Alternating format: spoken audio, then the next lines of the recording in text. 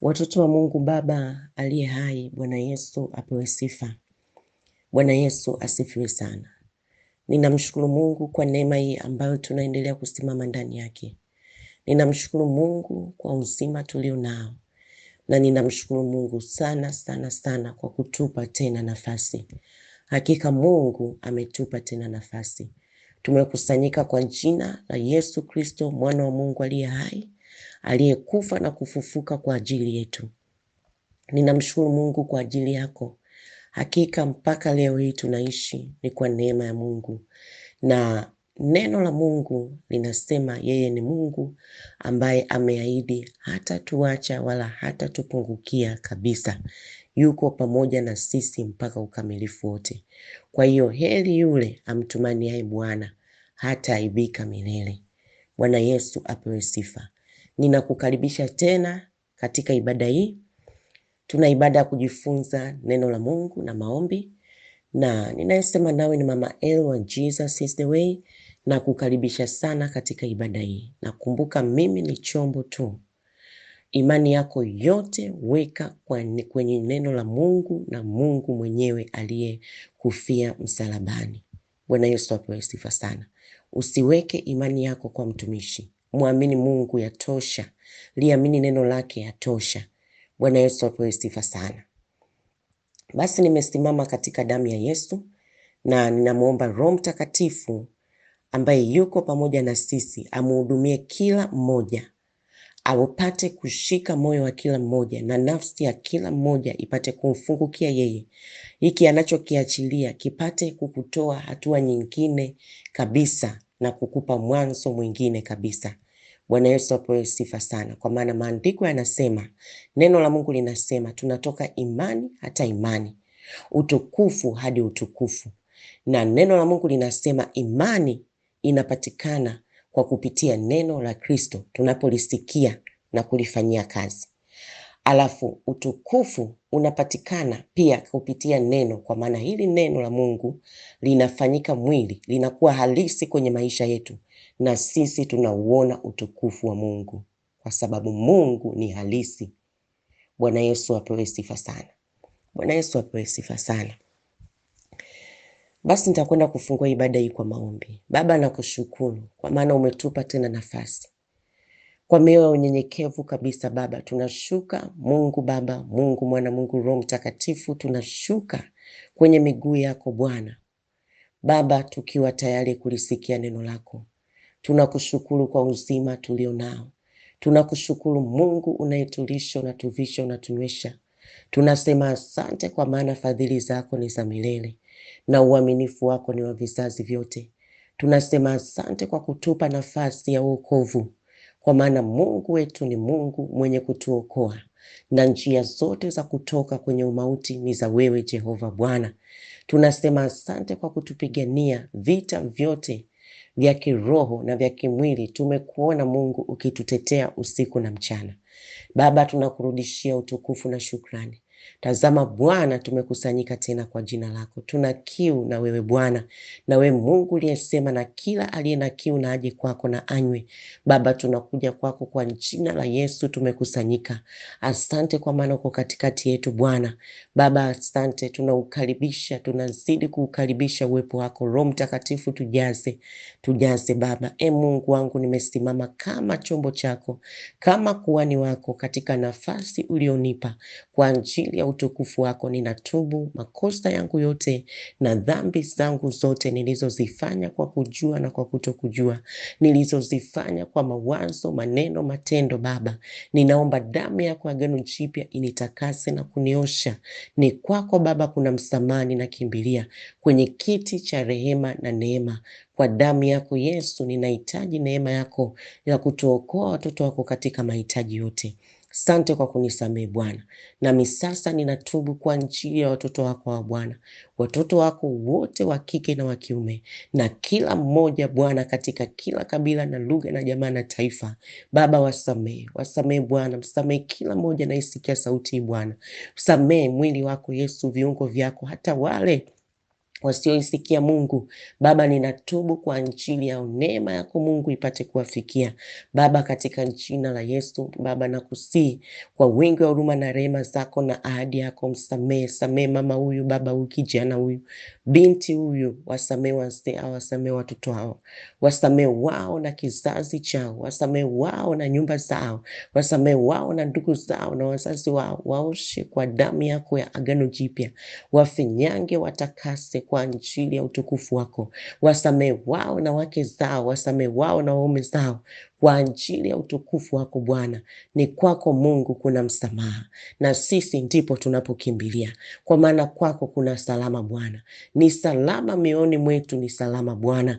Jina lako libarikiwe, jina lako liinuliwe Baba. Damu yako agano jipya ipite sasa kwenye maisha ya kila mmoja na kuyasafisha na kuyatakasa kwa ajili ya utukufu wako. Roho Mtakatifu, pita kwenye maisha yetu. Roho wa Mungu, pita kwenye misingi, pita mashariki yetu, magharibi, kaskazini, kusini yetu, juu yetu, chini yetu. Pita Roho Mtakatifu, dhihirika kama nguvu ya Mungu yenye kutuokoa, yenye kutufungua na kutusimamisha katika kusudi la Mungu, yenye kutusaidia katika kila aina ya udhaifu wetu.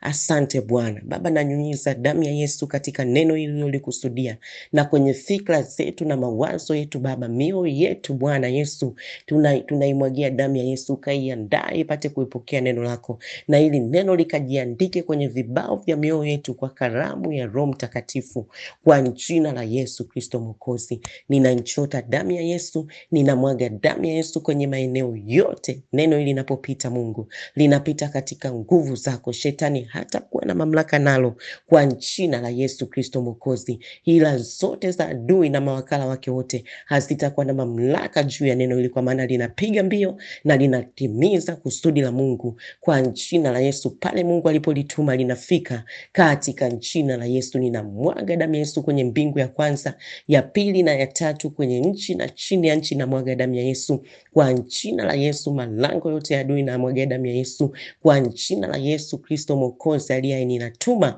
malaika wa Mungu wa vita wakasimame, wakatupiganie na sisi tunyamaze kimya. Malaika wa Mungu mkasimame katikati yetu sisi na wakuu wa giza hili na wafalme wa anga na majeshi ya mapepo wabaya, mapepo wachafu katika ulimwengu wa kiroho, na kila uadui uliojinua, unaojinua na utakaojinua.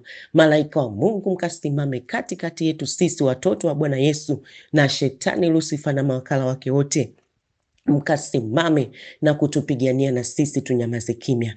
Kwa jina la Yesu naendelea kuliitia jina la Yesu la wokovu, kwa maana kama ilivyoandikwa katika neno la Mungu, na kila atakayeliitia jina la Bwana ataokolewa. Na sisi tunaliitia jina lako Yesu, na mimi ninaliitia jina lako Bwana juu ya kanisa lako, juu ya watoto wako, juu ya wateule wako katika kila kabila na lugha na jamaa na taifa. Naliitia jina la Yesu juu ya madhabahu hii Bwana, kwa ajili ya utukufu wako. Asante Roho Mungu, kwa maana uko tayari kutuhudumia, na mimi nasiona nguvu zako zikishuka kwa utukufu wako Bwana. Asante Roho Mtakatifu, katika jina la Yesu. Damu ya Yesu kwenye Biblia zetu Baba, tusaidie tusiwe wasikiaji tu wa neno, bali watendaji Bwana, huku tukiusubiria wokovu wako Mungu, ujio wako Kristo. Ninaubariki ujio wako mtakatifu Bwana, kwa maana wakati umekaribia. Baba, tunasema asante katika jina la Yesu, na kila mwenye pumzi aseme amen.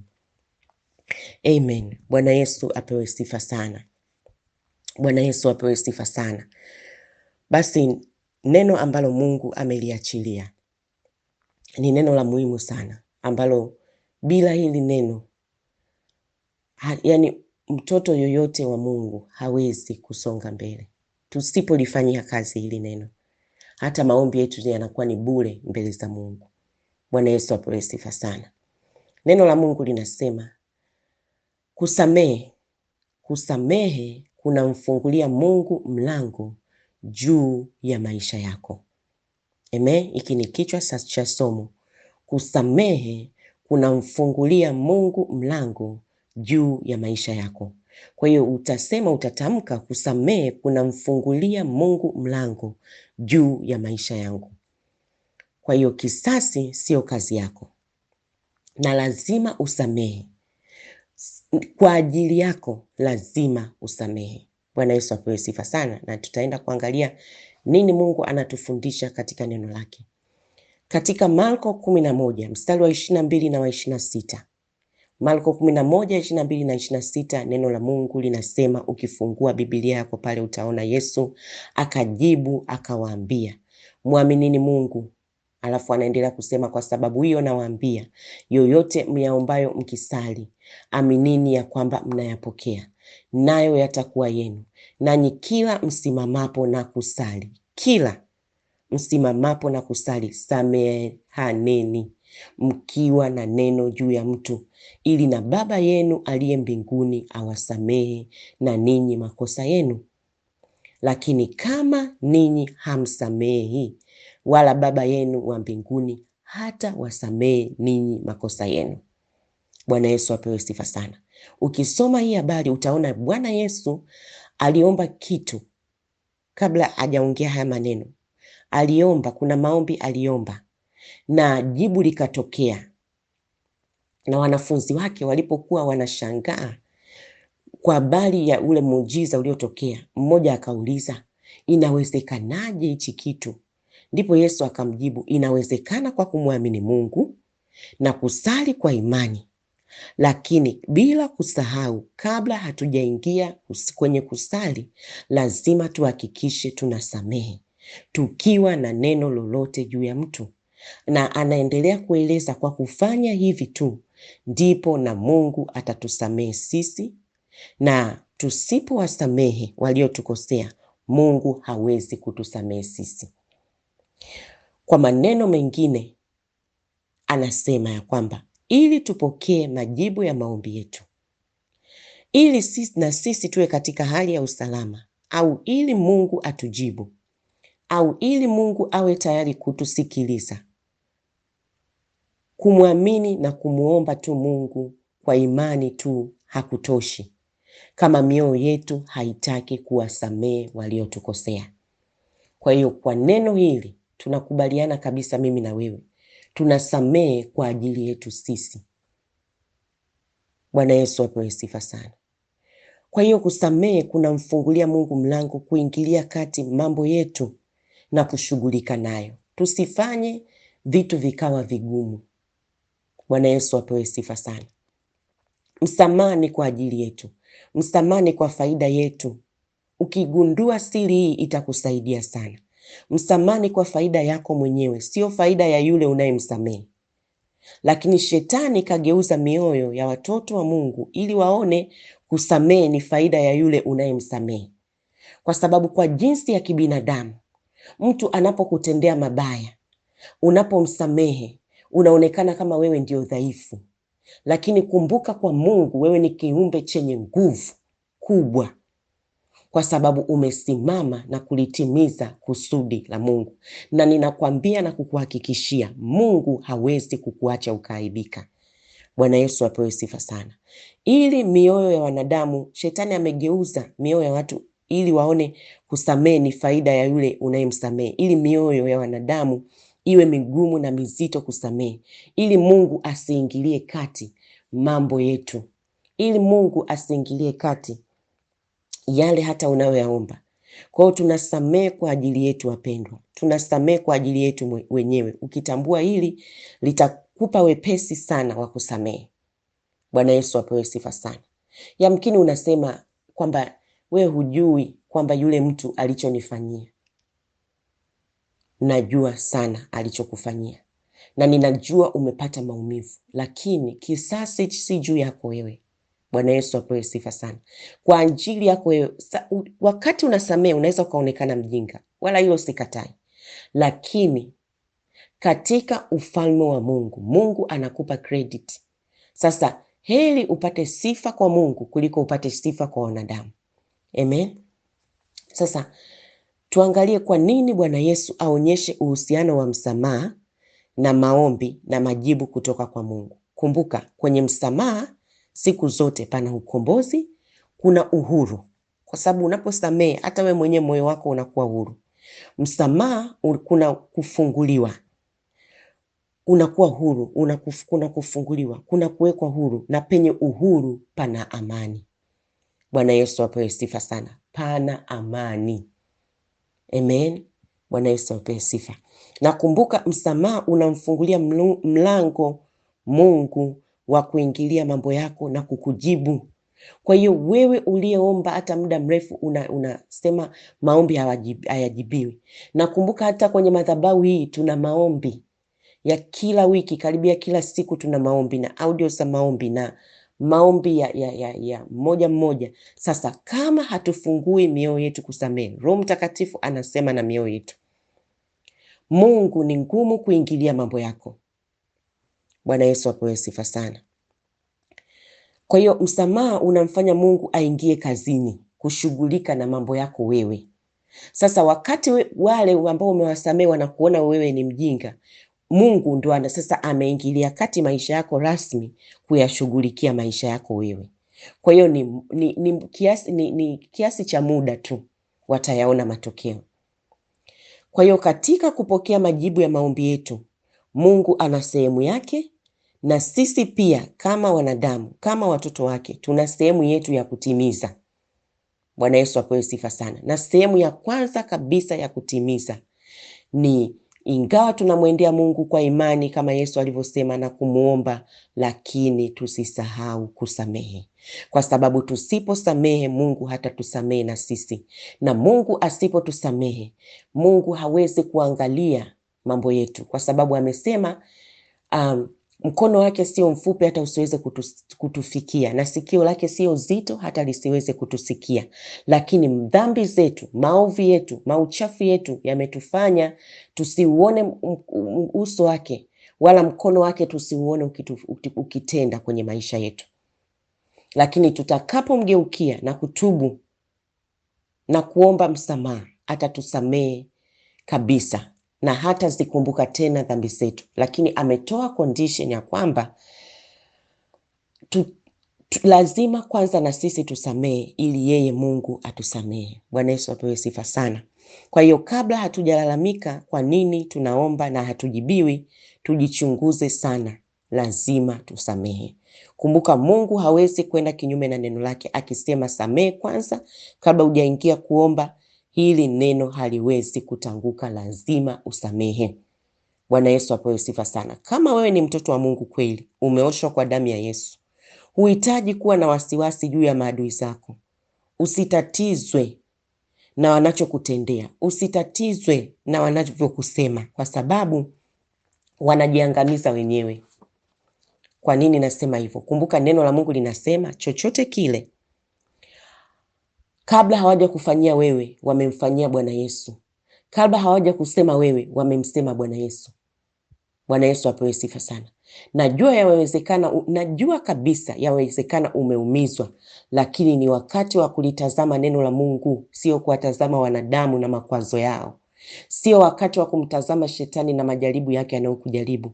Utazame msalaba wa Yesu, ujue thamani ya kusamehe. Au haujasoma maandiko ya kwamba imeandikwa, wapendwa, ipisheni ghadhabu ya Mungu. Ipishe ghadhabu ya Mungu, ingilie kati hilo jambo. Zaidi ya yote, Mungu anasema anayekugusa wewe, mtoto wake, mtoto wa Mungu, amegusa mboni ya jicho lake Mungu. Haleluya. Bwana Yesu apewe sifa sana. Kwa hiyo waache wenyewe wajipalie makaa. Vita si vyako, vita ni vya Bwana. Sasa tutaangalia mambo ya kufanya, itakusaidia sana. Nakupa leo mambo ya kufanya. Jambo la kwanza, lazima ujue wewe ni mtoto wa Mungu.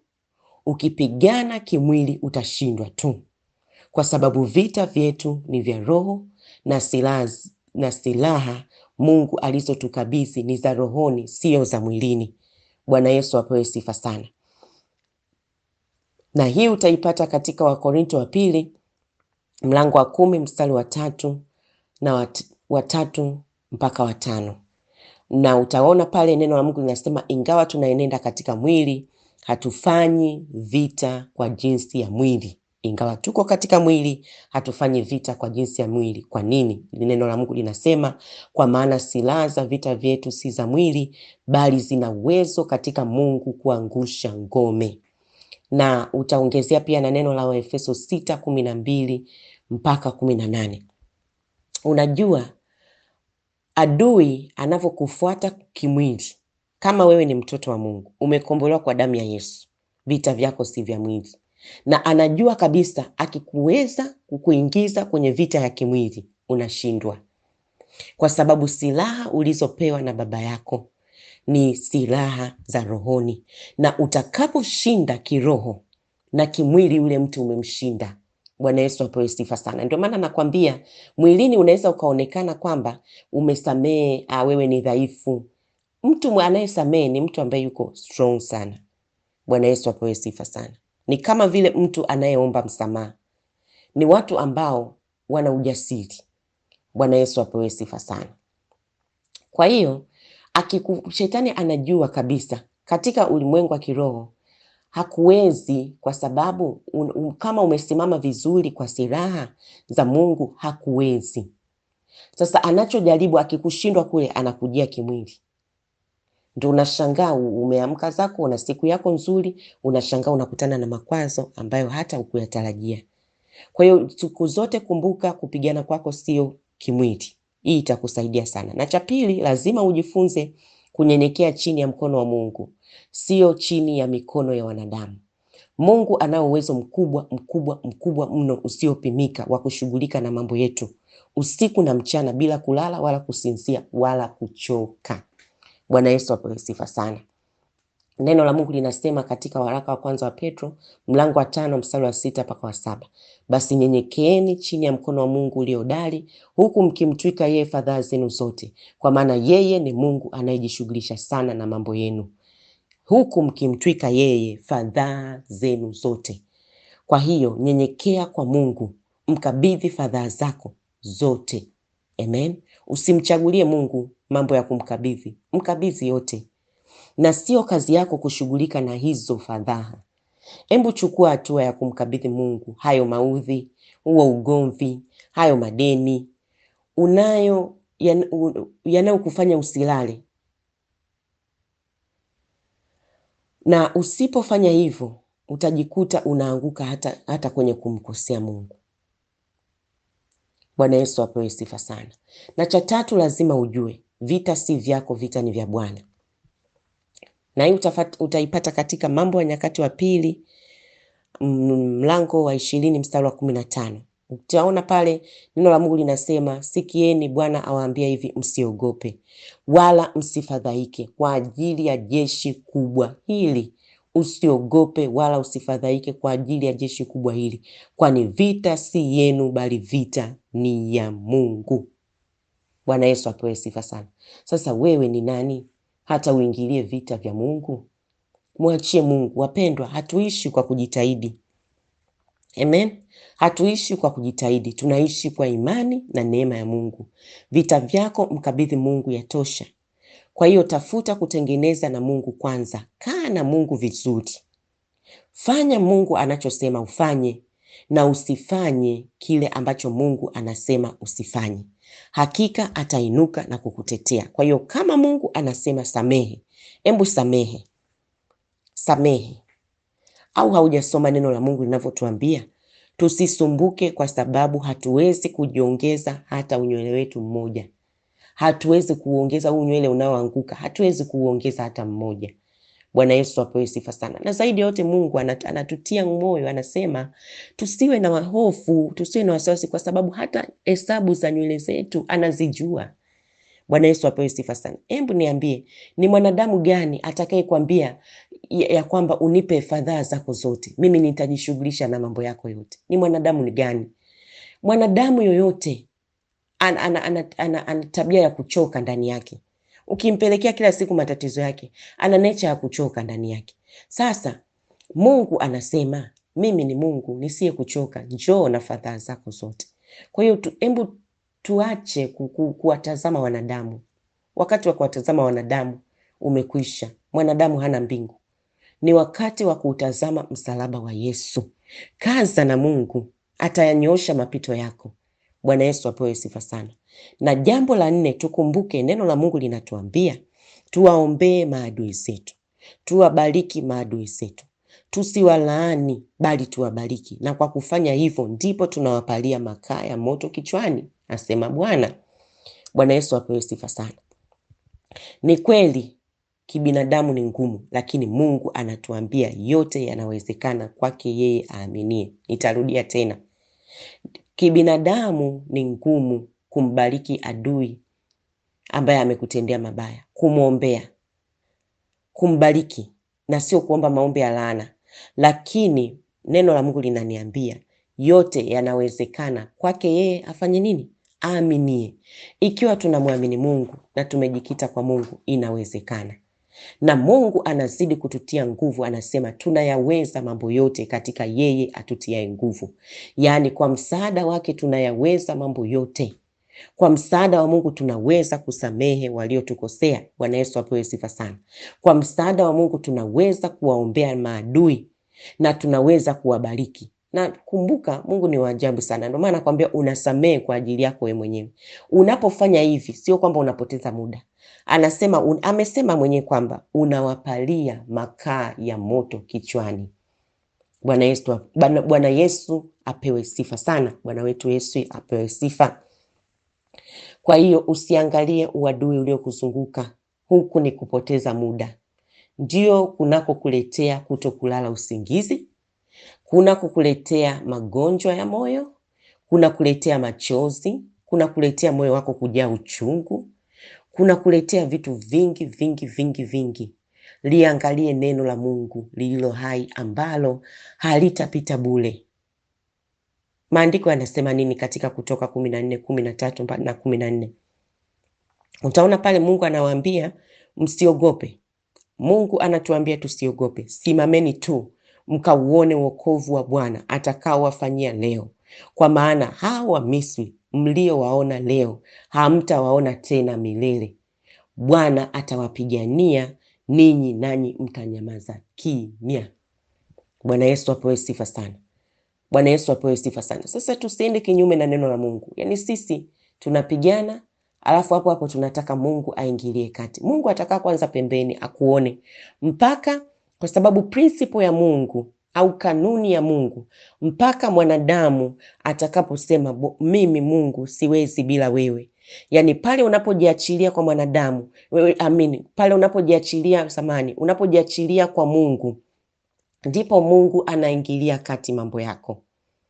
Mungu haingilii kati mambo ya mtu yote anayejifanya mjuaji. Ndio maana anasema nyenyekea. Kwa hiyo ukishaanza kunyenyekea kwa Mungu, na we mwenyewe chunguza maisha yako. Pale unapojaribu kujitahidi, ndipo vitu vinazidi kuwa vigumu. Lakini ukisha upeleka moyo wako kwa Mungu, ukamwambia Mungu, ninajua bila wewe hapa siwezi. Naomba tu nisaidie mimi mwanadamu niliye dhaifu. Ndipo Mungu anaingilia kati hicho kitu. Hii ni kanuni katika ufalme wa Mungu. Kunyenyekea chini ya mkono wa Mungu ili Mungu apate kuingilia mambo yetu. Bwana Yesu apewe sifa sana. Kwa hiyo chukua uamuzi wa kumwamini Mungu asilimia zote. Amen. Tumwamini Mungu kiasi cha kumkabidhi kila kitu, kwa sababu mwanadamu, na kwa sababu maadamu upo duniani, napenda tu nikwambie uadui upo na utaendelea kuwepo. Kwa hiyo usipochukua hatua ya maamuzi haya leo, Roho Mtakatifu anayokuambia, maisha yako yote yatakuwa ya kupalangana na watu tu. Utakuwa mtu wa vilio kila siku, na utamfungia Mungu milango ya kukusaidia na kukutetea. Samehe kwa ajili yako. Bwana Yesu apewe sifa sana.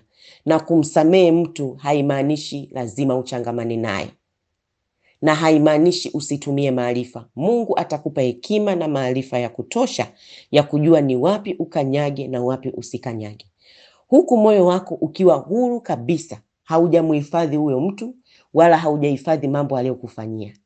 Bwana Yesu apewe sifa sana.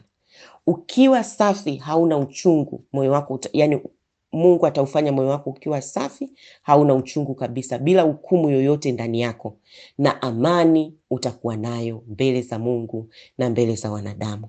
Bwana Yesu apewe sifa sana. Bwana Yesu apewe sifa sana. Kuna jinsi ambavyo utajuaje kwamba nimesamehe? Kuna jinsi ambavyo kuna amani ya Mungu utakuwa nayo moyoni mwako. Na siri Siri moja, labda nikupe hii siri ambayo mimi pia ninaifanya sana. Ukiona mtu amekukosea,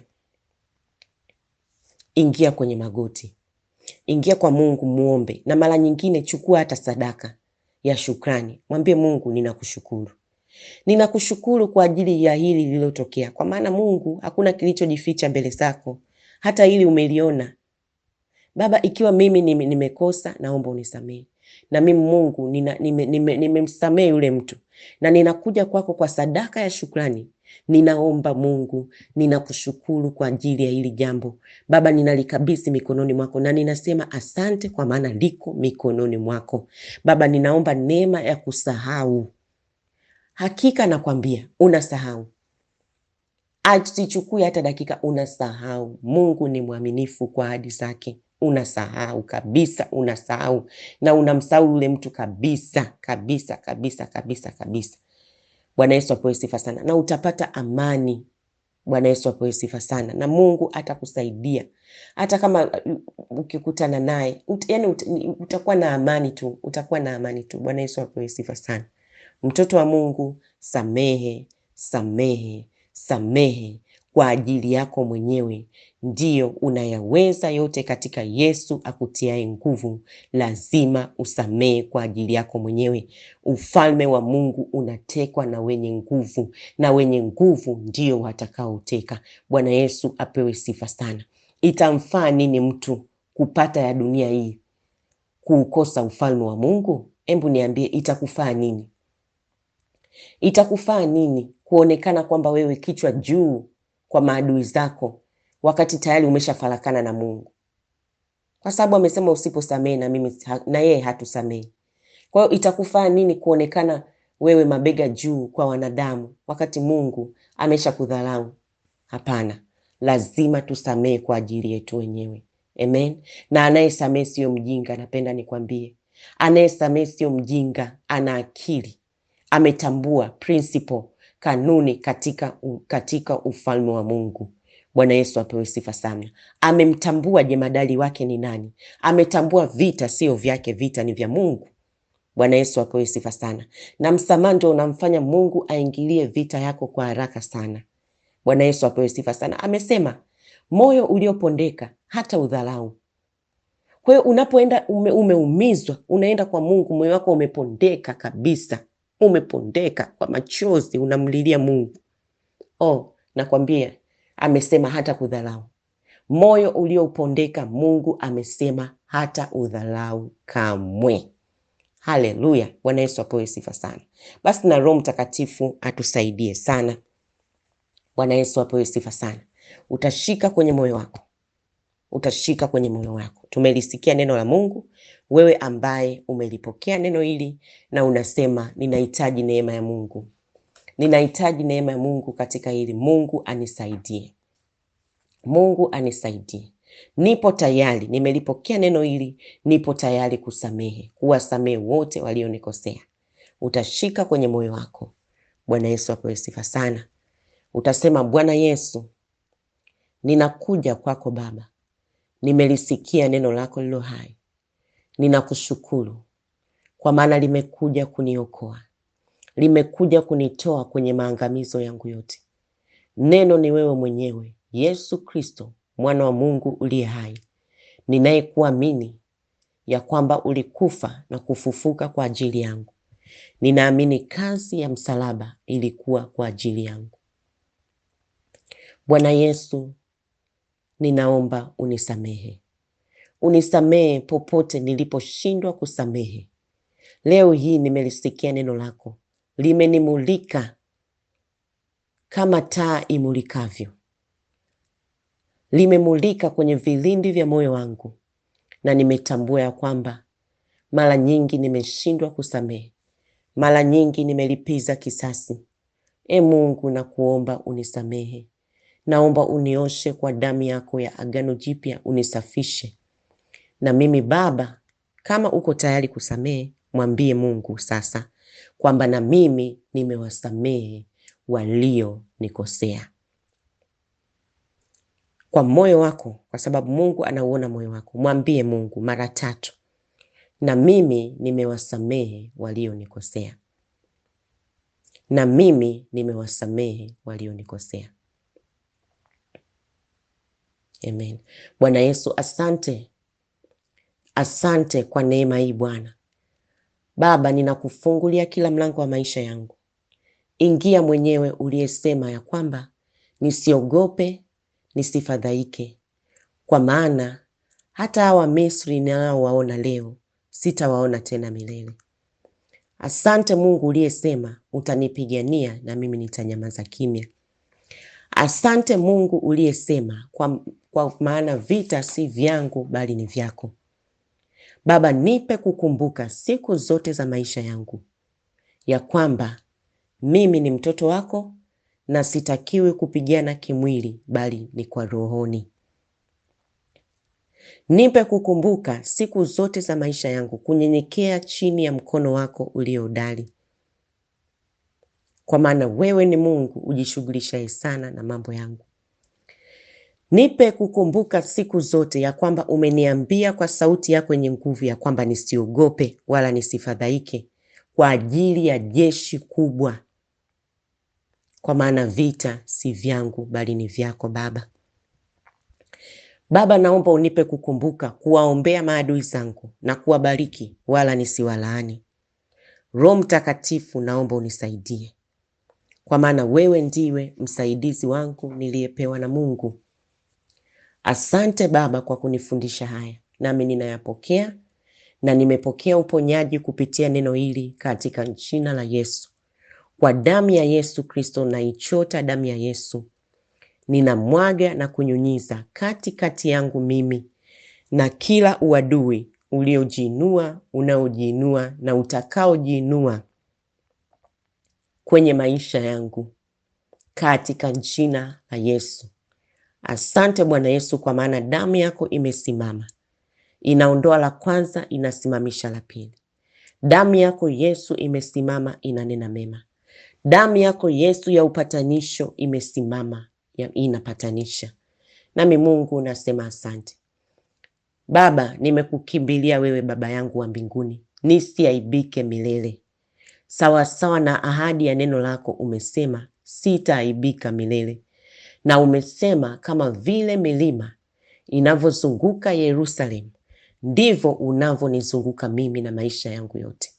Nami nasema asante Mungu, kwa maana wewe si mwanadamu hata useme uongo, wala ujute ukisema lazima unatenda.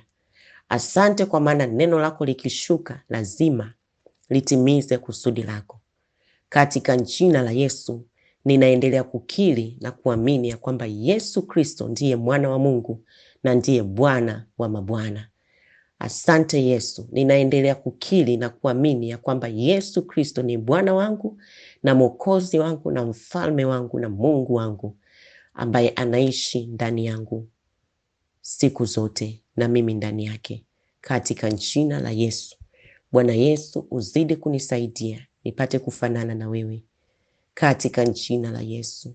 Kimawazo nifanane na wewe, kimatendo nifanane na wewe, kimaneno nifanane na wewe, jinsi watu wanavyoniangalia nifanane na wewe Yesu uliyenifia msalabani. Asante Baba kwa upendo ulio mkuu, katika jina la Yesu. Amen. Amen. Basi Mungu amekusikia. Mungu amekusikia na ameingilia kati vita yako. Bwana Yesu apewe sifa sana. Amini tu utauona wokovu wa Bwana. Na Mungu akikupa kibali, karibu tujifunze neno la Mungu kwa kupitia namba hizi: +255 718 293144 na +255 769 145925. Mungu akubariki sana katika jina la Yesu. Amen.